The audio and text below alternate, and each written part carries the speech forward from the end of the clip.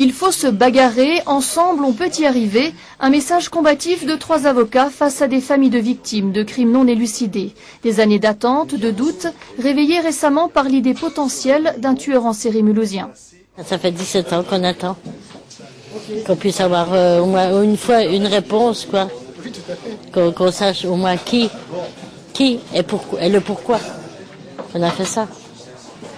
Parce que c'est horrible, hein. C'est horrible. Il y a une espèce de fierté d'être humain qui fait que soit on se regarde dans le miroir et on a envie de faire avancer les choses. Et vous le voyez ici, il y a des avocats qui se réunissent, il y a des familles de victimes qui se réunissent.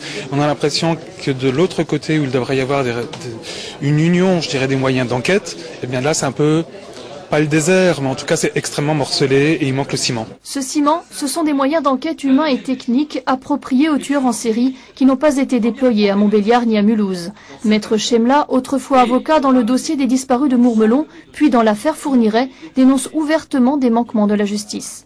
Quand en plus tout ça se passe avec une négation des victimes, c'est-à-dire sans même les recevoir, leur expliquer, leur dire les choses, sans rassembler tous les dossiers, en considérant comme prescrits des dossiers qui, à mon avis, ne le sont pas, et en ne ressortant pas toutes les affaires, je pense qu'on ne fait pas son travail correctement.